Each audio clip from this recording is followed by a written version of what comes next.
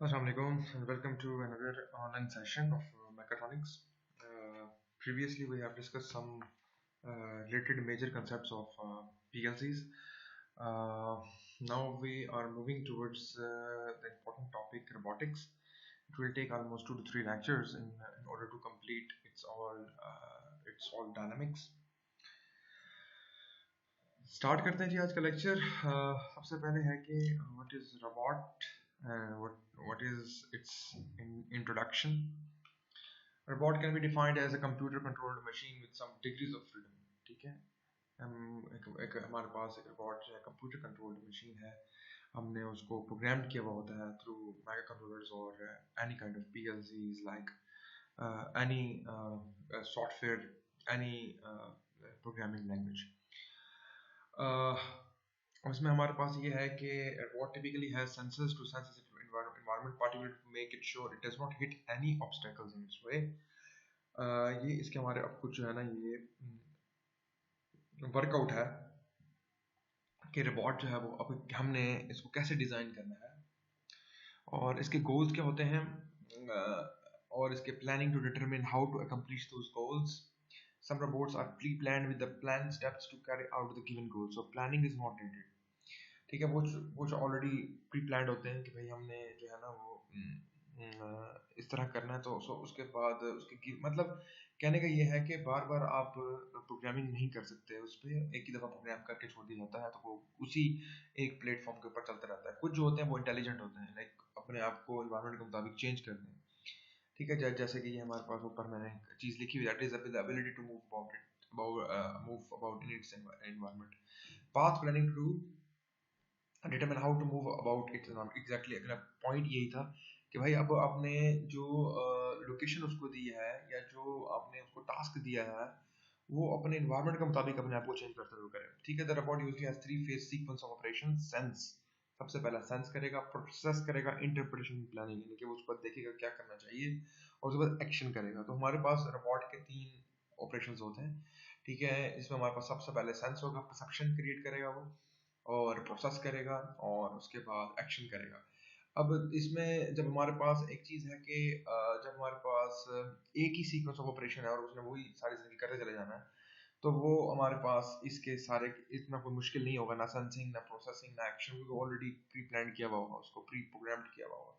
लेकिन एक जो होगा वो हमारे हमारे जो है ना हमारे डिमांड के मुताबिक, यूजर रिक्वायरमेंट के मुताबिक अपने आप को चेंज करेगा. तो उस केस में प्रोसेस जो होगा that will play a major role. Process, interpretation and planning, वो उसके मुताबिक प्लान करना पड़ेगा.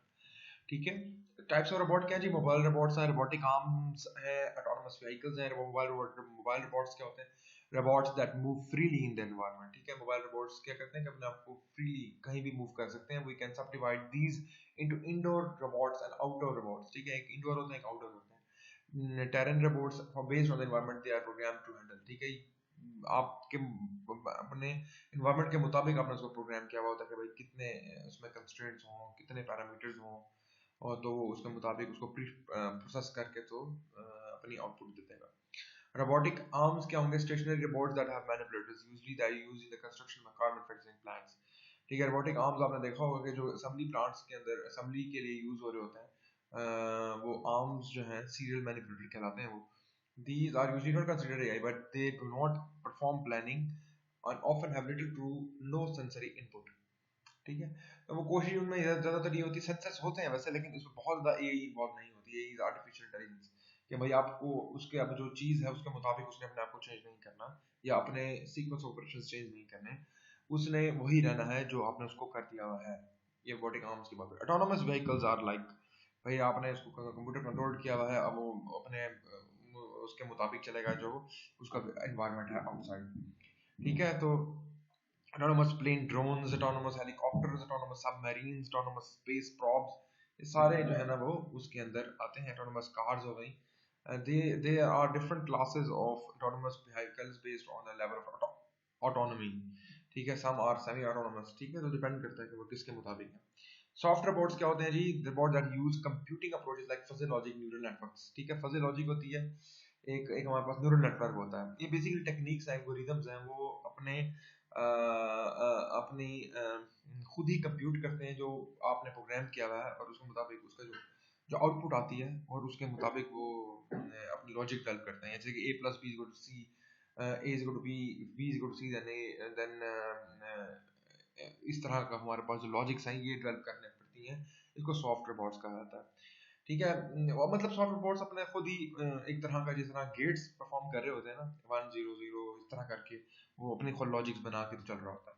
मिमिकिंग रोबोट्स क्या है जी? Robots that learn by mimicking, for instance robot that learn facial gestures, ठीक है। आपने इसके जेस्चर्स जो होते हैं, जैसे कि आपने फेशियल एक्सप्रेशंस जो है वो उसके अंदर सेव करा दिए गए हैं, तो वो उसके मुताबिक अपने आप को अडॉप्ट करेगा और उसके मुताबिक अपनी आउटपुट देगा, ठीक है। तो जिस तरह आपके पास बायोमेट्रिक है, इस तरह के होते हैं जो खुद ही इस तरह देख के ऑब्जर्व करके तो वो अपना परफॉर्म करते हैं। Software agent that have some degrees of freedom than ability to move, और इन सम केसेस वही बात हो गई। नैनो रोबोट्स क्या हैं, ठीक है, theoretical at this point, like but like mobile robots, they will wander in an environment to investigate or make changes, ठीक है। नैनो नैनो रोबोट्स ना ज्यादातर बहुत छोटे रोबोट्स होते हैं, मतलब जिस तरह के आजकल हमारे पास नई टेक्निक्स आ गई हैं कि वो रोबोट छोटे, just like you can say that toffees, वो इंसर्ट करा देते हैं इनसाइड द ह्यूमन बॉडी, और उसमें फिर वो सारा कुछ देख रहे होते हैं, और इवन कि अब तो परफॉर्म भी कराते हैं सर्जरी थ्रू रोबोट्स, ठीक है। तो माइक्रोस्कोपिक वर्ड में यानी कि बहुत लाइक नैनो टेक्नोलॉजीज को यूज़ की जा रही है, ताकि देखिए इसमें लिखा है for example the human body inside of machines, ठीक है। तो वो मशीन्स जो होती हैं वो इनसाइड द बॉडी जाते हैं, वही परफॉर्म कराते हैं। ऑब्वियसली उसको एचएमआई के थ्रू हम चेक कर रहे होते हैं, ह्यूमन मशीन इंटरफेस होती है बाहर, और उसको अभी चेक कर रहे होते हैं वो। अब आजकल इस चीज़ से अवॉइड किया जाता है कि आप सिजेरियन करें या फिर इस तरह का, और मेजर ऑपरेशंस के लिए तो आप रोबोट्स ही इंट्रोड्यूस करके तो उसमें वो हल्का फुल्का उसमें वर्कआउट करवा लेते हैं, ठीक है। इसके इस तरह जो है वो ज़्यादा ब्लीड या ज़्यादा मुश्किल सर्जरीज होती हैं वो इस तरह की जाती हैं, ठीक है। तो current uses of robots can, there are over 3.5 million robots in use in society, of which about 1 million are industrial robots, ठीक है। इंडस्ट्रियल रोबोट सबसे ज़्यादा यूज होती हैं, ठीक है। Factory robot use mechanical production, packaging, electronics, automated guided vehicles, इसमें सब में वो यूज होता है। अदर रोबोट बॉम्ब डिसेबलिंग, ठीक है, क्लीनिंग, फूड हार्वेस्टिंग, एक्सप्लोरेशन, वल्केनोस, जब वहाँ पे ऐसी जगहों पे जहाँ पे इंसान का जाना बहुत मुश्किल होता है, वहाँ पे हम रोबोट को यूज करते हैं और वहाँ पे हम काम कराते हैं, ठीक है। जैसे हम देखेंगे आजकल ऑटोनोमस गाइडेड व्हीकल्स हैं, एजीवीज हैं, और मुख्तलिफ परफॉर्म करा रहे हैं अपने वर्कआउट को, ठीक है। रोबोट सॉफ्टवेयर आर्किटेक्चर हमारे पास यहाँ पे, ओके जी, अब हमारे पास है नेक्स्ट रोबोट सॉफ्टवेयर आर्किटेक्चर्स, ठीक है। इसमें हमारे पास traditionally the robot is modelled with centralised control, ठीक है। इसमें आपने एक सेंट्रल प्रोसेसिंग यूनिट डेवलप करते हैं, और सारे के सारे जो हैं वो आप ऑपरेशंस जो हैं वो उधर से परफॉर्म हो रहे होते हैं, ठीक है। जैसे कि मैंने आपको एक्सप्लेन किया था अबाउट द डीसीएस सिस्टम, और हमने एक्सप्लेन किया था अबाउट द SCADA सिस्टम, तो वो एक सेंट्रलाइज्ड सिस्टम है, वहाँ से आप बैठ के तो है ना बाकी चीज़ें कंट्रोल कर रहे होते हैं। जो भी आपके आपके पास ऐसे इंडस्ट्रियल एरियाज हैं जहाँ पे आपके पास आपका ह्यूमन इंटरफेस जो है वो, या ह्यूमन इन्वॉल्वमेंट जो है वो डिफिकल्ट है, वहाँ पे हमारे पास आएगा, ठीक है।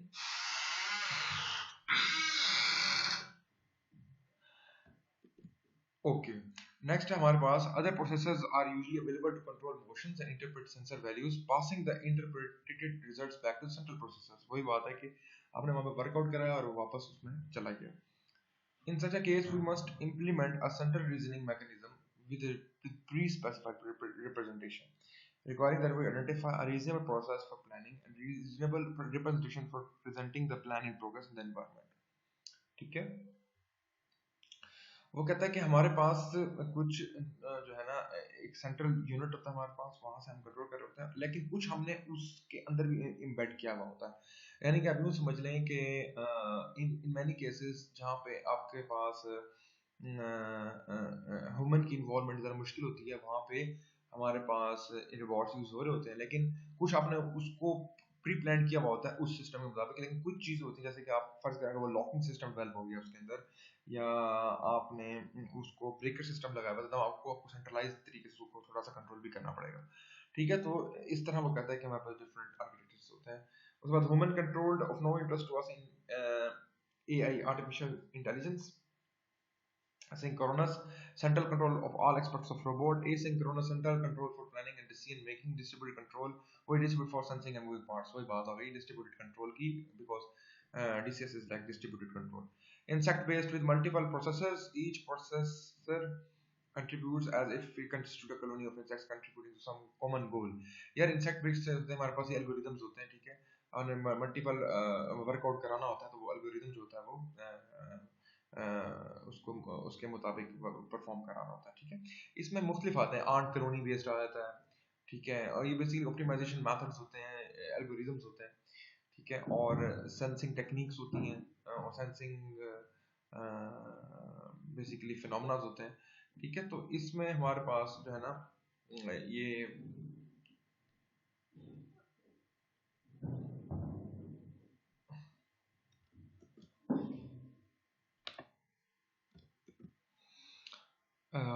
ओके जी, reactive no pre planning just reaction, ठीक है, usually synchronised also known as behaviour control. A compromise is to use a three-layer architecture. The bottom layer is a reactive, the middle layer keeps tracking of reactions to make sure that the main plan is still be achieved, and the top level is for planning that is used when reactive planning is not needed, ठीक है। तो इसमें ये different इसके planning techniques हैं, ठीक है, और उसके मुताबिक वो रिएक्शंस भी शो करता है, ठीक है। तो इसमें हमारे पास ये सारे के सारे फिनोमेना होते हैं जिसमें आपके एल्गोरिदम्स भी यूज होते हैं और वो सारे एक्सपर्ट्स भी यूज होते हैं, ठीक है। A newer form, नई form हमारे पास subsystem, the robot is controlled by simple processes rather than a centralized reasoning system. Each process might run on a different processor. The variable processes will compete to control the robot. Processors are largely organized into layers of relative complexity, although no layer is particularly complex. Layers typically lack variables or explicit representations. आप इसको छोड़ दें, चलें ये layer से मुतालिक इसको छोड़ दें, ये स्लाइड। Autonomous vehicles क्या है जी, since industrial robots largely do not require much or any AI, we are most interested in autonomous vehicles, ठीक है। तो वो कहता है कि हमारे पास इंडस्ट्रियल रोबोट्स में ज़्यादा autonomous vehicle ही चलते हैं, whether they are based on actual vehicles or just mobile machines. What does an autonomous vehicle need? They usually have high-level goals provided to them. From the goals, they must plan how to accomplish the goal. Mission planning होती है how to accomplish the goals. Path planning खुद path बना के जाएगा, वो देखेगा भाई किस किस जगह पे पहुंचा है। सेंसर इंटरप्रिटेशन, इन्वायरमेंट के हाँ, अब जो आपके मुताबिक इन्वायरमेंट के मुताबिक है वो उस मुताबिक उसको अडॉप्ट करेगा। ऑब्स्टेकल अवॉइडेंस, ठीक है, कहीं रास्ते में कोई चीज़ तो नहीं आ रही, और failure handling, recovery from failure, ठीक है। तो ये वो कहता है कि ऑटोनोमस व्हीकल में ये सारी चीज़ें होनी चाहिए, ठीक है, वो सब कुछ अपने देखते हुए एनवायरमेंट के मुताबिक देखते हुए करें, ठीक है। तो AI is like artificial intelligence, उसमें ये तो ये है ना कि ये अपने गिवन सिस्टम के मुताबिक अडॉप्ट कर लेगा। इज टू इससे भी नेक्स्ट लेवल, मतलब यू कैन से दैट कि ये तो अपने सेंसर्स और इनके मुताबिक एक पाथ प्लान कर लेगा, ठीक है। AI में तो और बहुत चीज़ें इन्वॉल्व हो जाती हैं, उसके अंदर आपके पास ऑप्टिमाइजेशन भी साथ हो रही होती है, और आपके पास साथ रिलेशंस भी बन रहे होते हैं और टूट रहे होते हैं, ठीक है। तो AI तो अगर AI डेवलप हो जाए तो it is more likely to be, you can say that, human like behaviour, ठीक है, वो उसको हर चीज़ ऑब्जर्व करेगा, ठीक है। तो AI इंट्रोड्यूस करना is little difficult, and industrial robots usually don't need kind of these things, ठीक है। ओके, यहाँ तक तो हमारे जो है ना वो स्लाइड से हमने जरा आइडिया ले लिया। ये मिशन प्लानिंग का है, ये आपने 12 कुछ चीज़ें जो है ना इसमें देख लेनी है। बाकी एल्गोरिथम्स का उसने बताया था, खुद सर्च करता है और खुद ही अडॉप्ट करने की कोशिश करता है, ठीक है, जो मोस्ट ऑप्टिमम पॉइंट होता है, ठीक है।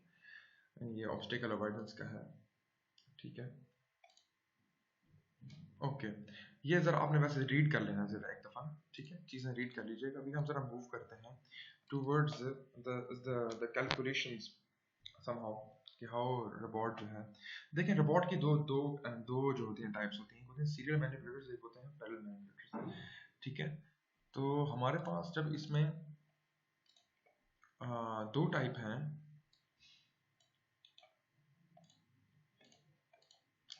जब इसमें हमारे पास दो टाइप हैं तो हमारे पास सबसे पहले सीरियल मैनिपुलेटर्स होते हैं।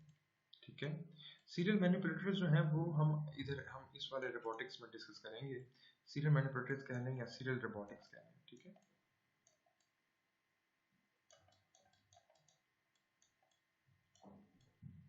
Serial robotics. ठीक है, यही हम बस डिस्कस करेंगे इधर। और पैरेलल रोबोटिक्स जो होता है वो मास्टर्स लेवल या उसके बात होती है, लेकिन अगर आप पढ़ना चाहते हैं तो हमारे बच्चों ने भी यहाँ प्रोजेक्ट्स किए हैं पैरेलल रोबोटिक्स के ऊपर, लेकिन कि वो हम फिर वो उसमें भी चीज़ें हो जाती हैं। ठीक है, इसमें देखो जल्दी जल्दी मैं चीज़ें बताऊंगा अभी, और भी नेक्स्ट लेक्चर्स में भी हम इसको कंक्लूड करेंगे। हमारे पास रोबोटिक्स के अंदर दो चीज़ें इंपॉर्टेंट होती हैं, एक होती है पोजीशन। ठीक है, एक होती है हमारे पास उसकी पोजीशन। ठीक है जी, एक हमारी पोजीशन होती है, दूसरी चीज़ होती है हमारे पास इम्पोर्टेंट, और वो होती है हमारे पास उसकी रोटेशन। ठीक है, एक होती है रोटेशन और एक होती है पोजीशन, यानी कि एक जो मैनिपुलेटर है, एक मैनिपुलेटर है, उसने रोटेट कितनी दफ़ा किया है और वो किस पोजीशन पे पड़ा है। ठीक है, वो हमारे पास सबसे ज़्यादा इंपॉर्टेंट चीज़ होंगी। ये दोनों की दोनों चीज़ें रोबोटिक्स के अंदर बड़ी बड़ी जो है ना वो मैटर करती हैं, इनका बड़ा इन्फ्लुएंस है इधर। ठीक है, तो हमारे पास, अच्छा इसमें मैं जल्दी जल्दी कुछ चीज़ें एक्सप्लेन करूंगा क्योंकि रोबोटिक्स इज़ वेरी लार्ज। ठीक है, तो हाँ, आप लोगों ने वैसे, मैंने इसको आपको स्टैटिक्स में भी कुछ काफ़ी एरिया कवर कराया था। देखो मेरे पास ना, if I have the two if I have the two X, this is Y not. ठीक है, ये मैं आपको बता रहा हूँ कि अब इस अभी सबसे पहले मैं आपको एक्सप्लेन करूंगा, वो मैं करूंगा आपको रोटेशन, उसके बाद फिर आपको मैं पोजीशन की तरफ लेके जाऊंगा। यानी कि ये दोनों चीज़ें इंपॉर्टेंट होती हैं, इसके साथ साथ आप अपना निकालते हैं। अच्छा, मैं निकालना क्या चाह रहा हूँ बेसिकली ना, देखो मेरे पास ना अगर एक रोबोट है, मेरे पास एक रोबोट यहाँ पे एक ऐसे पड़ा हुआ है, इसकी ये बेस लिंक है। ठीक है, ये इसका बेस लिंक है, यहाँ पड़ा हुआ है, ये कनेक्ट है यहाँ पे एक अपने एक और एक और लिंक के साथ यहाँ पे कनेक्ट है, उसके बाद फिर एक और लिंक के साथ इधर कनेक्ट है। तो कहने का मतलब क्या है कि अब ये मूवमेंट देगा, ये यूं समझ लें कि ये इसके लिंक है और ये जॉइंट्स हैं। ठीक है, तो ये सीरियल की टाइप है, दिस सीरियल रोबोटिक्स। ठीक है, तो अब इसमें हर किसी का कोऑर्डिनेट सिस्टम जो होगा वो हम उस पर ड्रॉ कर लेंगे। ठीक है, अब कहने का मकसद क्या है कि ये इसमें हर एक दूसरे के हिसाब से चल रहा होता है, यानी कि ये इसके हिसाब से चल रहा होगा। फर्स्ट करो, अगर मैं कहता हूँ this is my one joint, this is my two joint, this is my three joint, तो ये चल रहे होते हैं हर किसी के रिस्पेक्ट से। ठीक है, ये इसके रिस्पेक्ट से चल रहा होगा, इसके रिस्पेक्ट से चल रहा होगा। तो कहने का मतलब क्या है कि इनकी रिलेटिव मोशंस चल रही होती हैं। तो रिलेटिव मोशंस चलने के लिए it should have some criteria. तो इसमें देखो, या तो वो ट्रांसलेट करेगा या वो रोटेट करेगा। इट हैज टू डिफरेंट जो है ना वो पोजीशंस कह लें, two two different criterias of movement कह लें। ठीक है, ठीक है, तो हमारे पास ये जब तीन हमारे पास ना दो चीजें होती हैं, ये हमारे पास इंपॉर्टेंट है। अब इसमें होता क्या है कि आप सबसे पहले एक अपना इनिशियल फ्रेम को फिक्स कर देते हैं, X not Y not Z not, मैंने इसको बना दिया।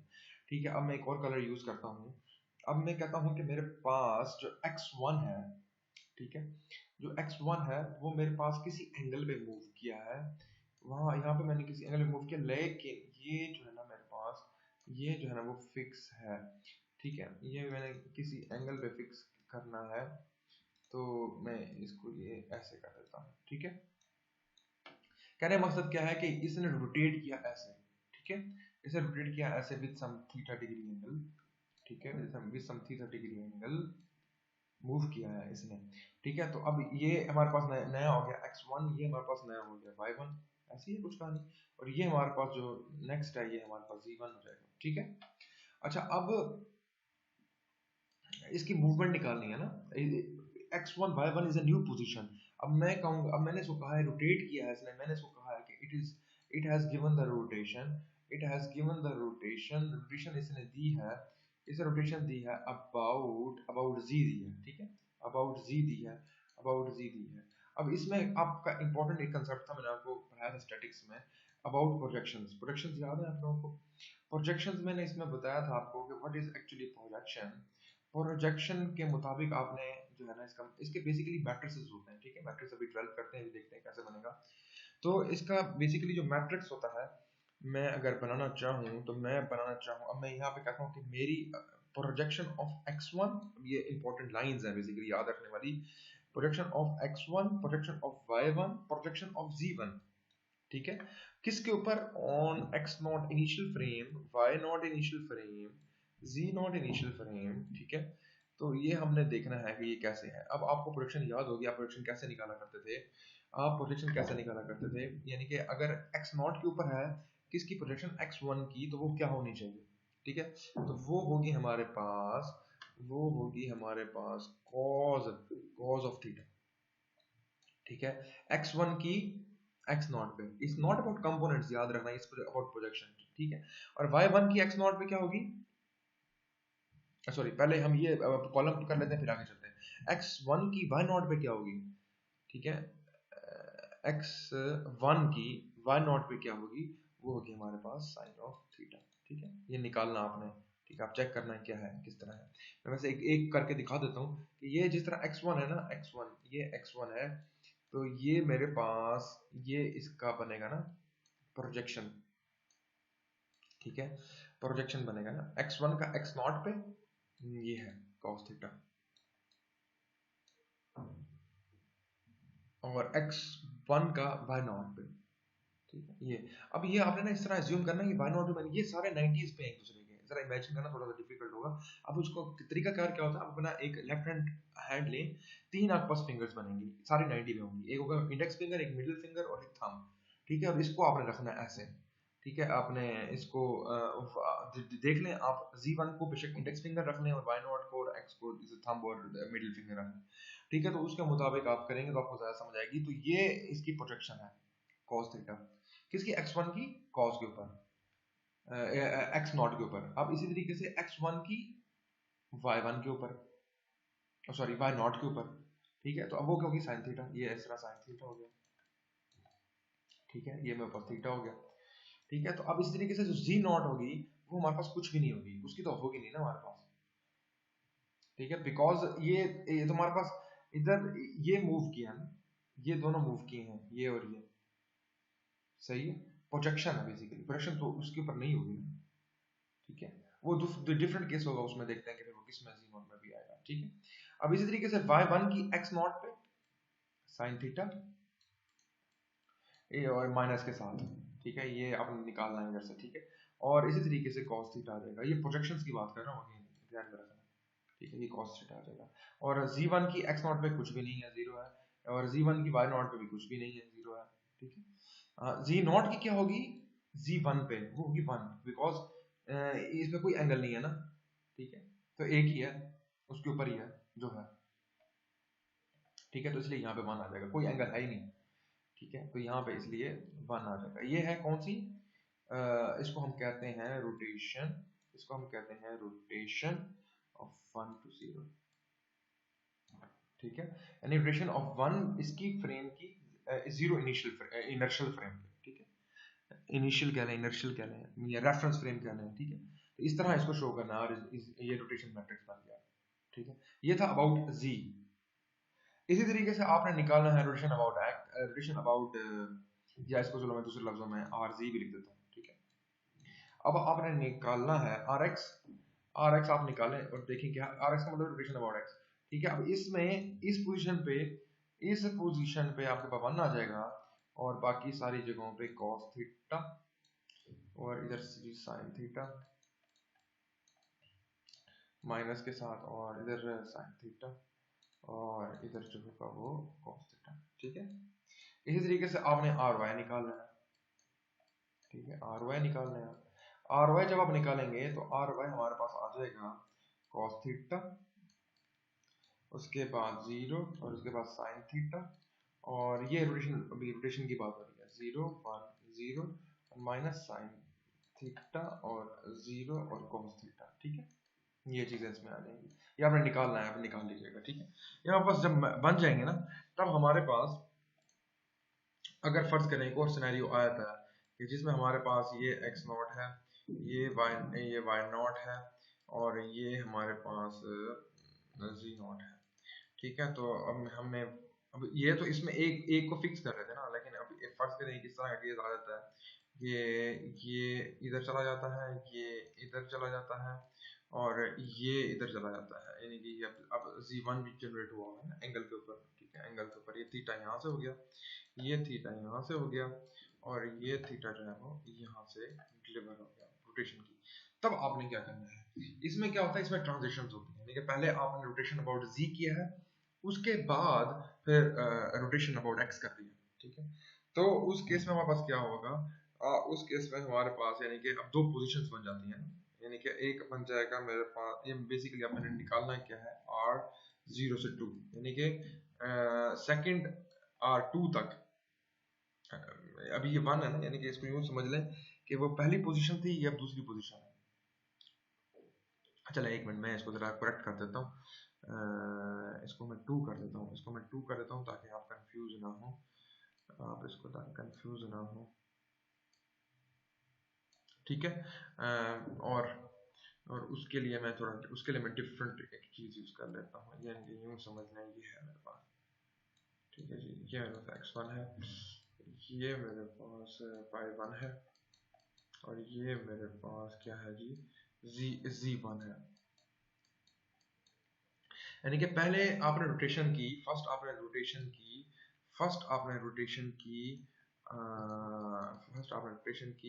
z के अराउंड, उसके बाद आपने रोटेशन की x के अराउंड।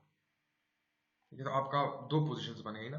तब आप क्या करेंगे, आप सबसे पहले r10 निकालेंगे और वो उसकी और उसको मल्टीप्लाई करा देंगे r21 से। ठीक है, ये आपकी रोटेशन आ जाएगी। ठीक है, मुख्तलिफ थीटा हो सकते हैं इसमें, चलो थीटा, इसमें हम अल्फा ले लेते हैं। ठीक है, तो अब आप निकाल सकते हैं कि अगर हम आपके पास दो रोटेशंस हो रही हों तो आप इस तरह करके निकाल सकते हैं कि नहीं निकाल सकते। ठीक है, यानी कि आप ये देखें कि जिस तरह हमारे पास मुख्तलिफ यहाँ पे रोबोट के जॉइंट्स होते हैं, यानी कि फर्ज करिए एक जॉइंट है जो मैंने यहाँ पे बनाया था, ये एक जॉइंट है। ठीक है, और उसके बाद ये एक जॉइंट है। ठीक है, तो सबसे पहले इस यहाँ से यहाँ पे किया, अगर फर्ज करें एक चीज रोटेट की है तो वो एक कंडीशन बन जाएगी, फिर उसके बाद दोबारा एक उसने रोटेशन की है तो फिर उसकी एक और पोजीशन बन जाएगी। तो आपके पास आपने क्या किया, इंडिविजुअली आपने इसको ऐसे ट्रीट करना है, पहले r01 निकाल लेंगे, फिर r12 निकाल लेंगे, फिर इन दोनों को मल्टीप्लाई करा देंगे तो हमारा बेसिकली क्या बन जाएगा, यानी कि जीरोथ फ्रेम से लेकर जो दूसरे फ्रेम तक पहुंचा हुआ वो, ये 3 फ्रेम तक गया ना, यानी कि ये 0 है, ये 1 है, ये 2 है, तो ये इस फ्रेम्स तक गया है अगर, तो वो सारे के सारे रोटेशन मैट्रिक्स इसमें से निकाल लेगा। मल्टीप्लिकेशन ही करनी है सिर्फ ट्रिग्नोमेट्री की। ठीक है, यहाँ तक अभी हमने किया है रोटेशन को कवर्ड, अब हम करेंगे पोजीशन को भी कवर्ड, यानी कि जब अगर ये तो बॉडी एक रोटेशन में है ना, कॉन्टिन्यूस रोटेशन में चल रही है, जब दूसरे जब उसको हम क्या करेंगे, साथ साथ ट्रांसलेट भी करेंगे तो क्या होगा, इसको फिर इंशाल्लाह हम नेक्स्ट लेक्चर में डिस्कस करेंगे और देखेंगे कि उसकी क्या डायनामिक्स होती है। ठीक है, up till now thanks for watching.